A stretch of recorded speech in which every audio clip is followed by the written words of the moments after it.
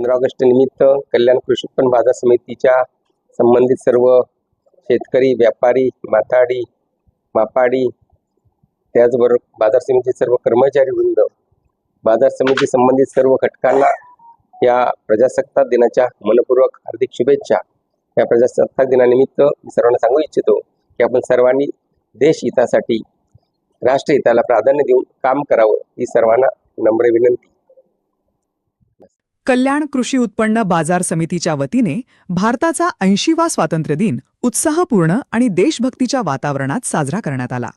यावेळी कल्याण कृषी उत्पन्न बाजार समितीचे सभापती तथा जीवनदीप शैक्षणिक संस्थेचे संचालक रवींद्र नारायण घोडविंदे यांच्या हस्ते ध्वजारोहण करण्यात आले।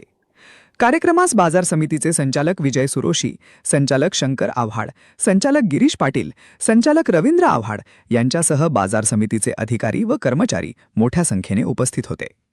ध्वजारोहणानंतर उपस्थित मान्यवर व कर्मचाऱ्यांनी राष्ट्रध्वजाला मानवंदना देत राष्ट्रगीत गायले।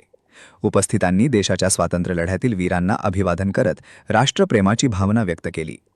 रवींद्र नारायण घोडविंदे, सभापती, कल्याण कृषी उत्पन्न बाजार समिती तथा संचालक जीवनदीप शैक्षणिक संस्था।